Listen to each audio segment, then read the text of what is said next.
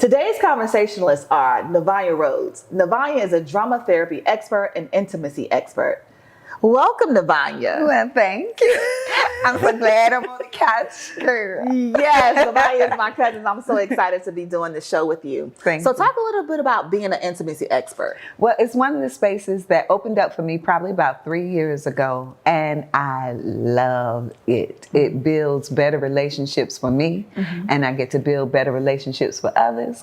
And on the set, I get to make sure that everyone is safe and comfortable. So I'm both an intimacy coach and intimacy coordinator.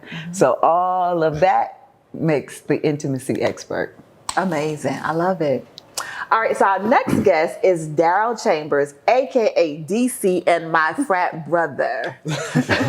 He's an actor that you probably know from Country Wayne's comedy skits. Welcome. Hey, thank you for having me. Yes, talk about these skits. Oh man, you know the way you said that make it seem like I only do skits. Okay, so what else you do? No. I mean, I am an actor, model, turned influencer, and host.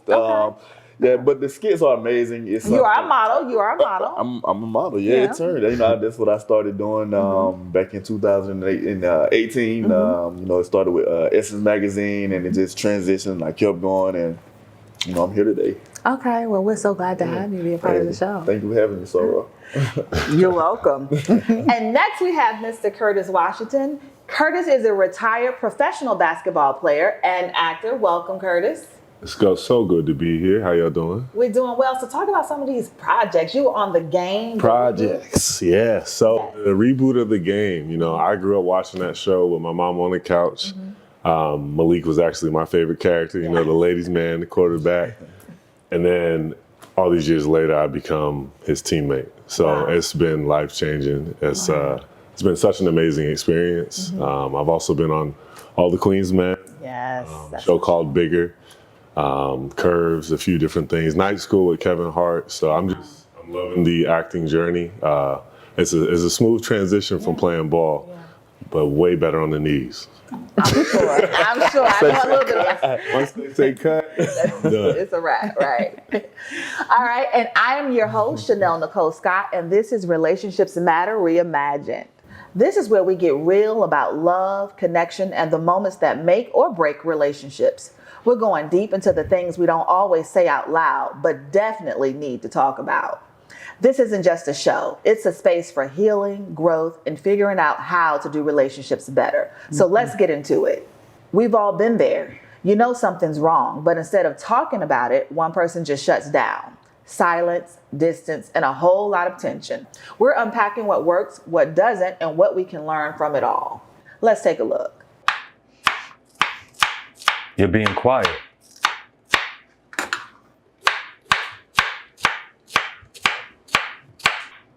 I'm just making dinner. Uh-huh. Well, you normally talk when you cooking.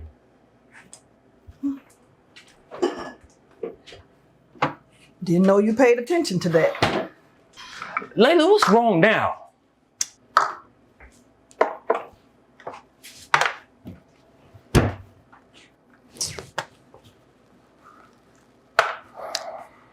Nothing's wrong. So you trying to tell me you taking your frustration out on a knife?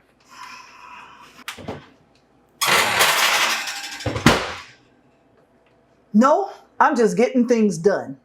So you trying to tell me you don't want to talk about me coming home late last night and I forgot to call you? No big deal. Layla, say what's on your mind. What do you want me to say, Jason? That I waited up for you? That I saw that you were online, but somehow you forgot to text me back? That is fine because I know you're so tired and so stressed. Nah, I ain't got nothing to say. Cool. When you actually want to talk, hit me up.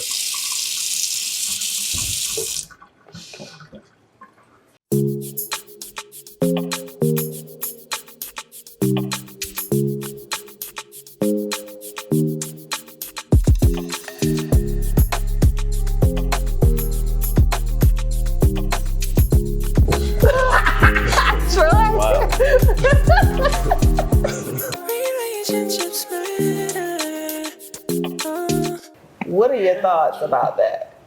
My first thought is he needed to watch his tone when she gets nice and she was chopping them things. I was like, bro, you might want to chill out. I felt like that was a real situation that happens every day. But it's like he wanted attention. That was the weird part about it. Okay, so you did this, and now you want her to be upset about it. So, like, are you trying to provoke her to be reactionary? Right. Like, what are you looking for?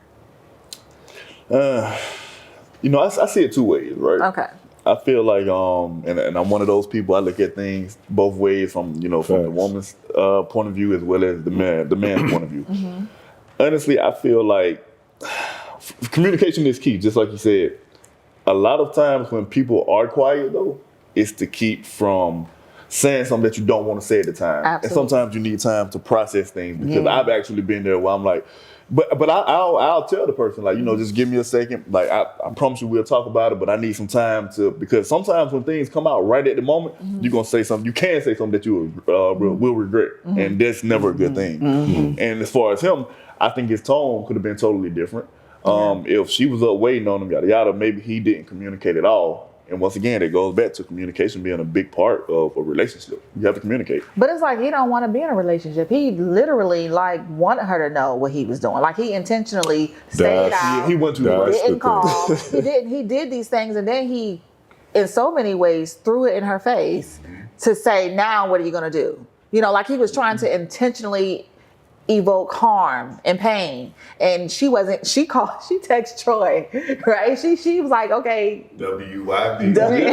Yeah. But I think that's where you run into the relationship trap, is taking your deeper issues or your heartfelt feelings to somebody else. That is problematic on a lot of levels. And looking at it with her, she was chopping this stuff so hard. All of those kinds of passive aggressive ways of communicating really can cripple a relationship, because that makes the person not feel open or even allowing space for them to share what happened. It may be as simple as, I got caught up with the fellas and blah, blah, blah. We don't really know what his reasons were, but it seemed to me like he's pretty much fed up with her doing this passive aggressive thing. And we get to so maybe he wasn't doing anything. and all of that, instead of just coming out and saying, I want to talk. But one thing that can help couples with this is assigning a safe space and an appointed time to have hard conversations. So maybe it shouldn't be the bedroom, but maybe y'all go into the living room and we sit out on the patio. It's a space where we go when we know this may be a hard conversation. So we're considering this to be a safe zone. And that helps couples get into position. Okay, I know this is what we're getting ready to do. Let me ready myself and come in here. And then when we come out of this space, whatever was dealt with in there needs to stay there and not have all that residual energy. But I think maybe I'm looking at this scenario all wrong. So maybe he didn't do anything, but he's just trying to get her attention. Like, it's like she's not paying attention to me, and so I'm asking her, like, you didn't want to know where I am, and she got her own side piece going on. Right. But all that tells us is that this isn't the first time she's dealt with this. But on his end, what I don't like is, if you know that's why she's acting like that, why do you feel the need for her to reach out to you rather than you just accepting, I didn't hit you up, my bad, I was out with the boys. If you weren't doing anything, why do you need that from her? It's kind of like you're baiting her into, it's just a control thing to me. Right. On his end. But I see both ends. When we keep service, how can I help this be better for you? If both of them had that in their minds, That they would have approach, responded totally different. But when you Absolutely. keeping score, well, you didn't call Yeah. when you come out, so I ain't got to talk to you this morning. Well, you ain't asked me where I was, so I don't have to be nice see, to that- you. it gets terrible. It gets awful. It gets awful then. But you Yeah. can tell, like, that wasn't the first time that this happened. Because she's checked out. Yeah, Right. because she's texting another person, right? And Troy over there Troy chilling over like, hey, Right. You don't go to the first. That's never the first option. Yeah. Like, never the first option. And granted, she's been in contact with Troy because she said, "What you doing?" Yeah. That's what she's doing. That's why she ain't What you asking no doing? questions. Yeah. you know Troy ain't busy. Right. You know, Troy women, waiting. we check out emotionally before we check out physically. For sure. So Yeah. it's like she's not even in the relationship anymore. She's just in the house. She doesn't Right. feel seen or heard. Right. You saw in the beginning when she's like, I'm surprised you even know I was here or doing anything. She's crying out for him to acknowledge how she's feeling, and he knows that. And he wants her to cry out more. A deep conversation needs to be had. For sure. And you have to cultivate the relationship before it gets to To this point, right? Yeah. Because I remember this pastor, I think it was Reverend Rice. He said, Reverend Price. He said, if you don't work for what you want, what you don't want will take over. Yeah, yeah. And that's what has happened here. Because how do you even get back Facts. to the healthy communication? Right. But I want to say, I want to Can ask you? you something real quick about something you said earlier about processing. Okay. How long does that take for a man? Because you'll say, I don't want to talk about it right now, but then it'll be days and we still need to have this conversation. Well, it depends on the situation. Okay. I mean, sometimes it can be something deep. And like being realistic, people cheat on people. If you cheat on me and I'm thinking about forgiving you, I'm not going to forgive you within a matter of hours. It's going to take Okay. some time to process that. Black But if it's men something... You feel me? There we go. Now back to the regularly scheduled program. But then, it could be something as simple as communication. Or if we want to say it's simple, that could be like, for me personally, it'll take me I need like 30 to 40 minutes. Like, look, let me just go out here and chill real quick and, listen to some music, do what I do, pray, whatever I'm going to do before I go into the conversation. So it all depends on the That's situation. good, bro. Taking that time to process. Yeah. Because my dad always taught us, however you're feeling, you're worked up, take a step away. In a few minutes, if you still feel that passionate about it, handle your business. But chances are you probably won't. You'll And be that's in thinking, life. Yeah, everything. That's in life. Every You know how many people scenario. So wouldn't be in now, situations if they took time to process things before they Exactly. actually acted on it? Right. now bring another person, another human in that same relationship, they got to do the same thing.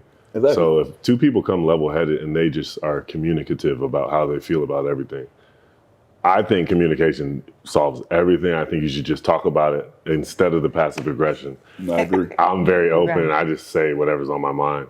And it works. I don't fight that much. We got to talk about it. Okay, well, I think we're going to talk a little bit more when we come back. As you see, man, relationships and communication, baby, it's juicy. It matters. It matters a lot, doesn't it? No, goodness, it We'll matters. talk more when we come back.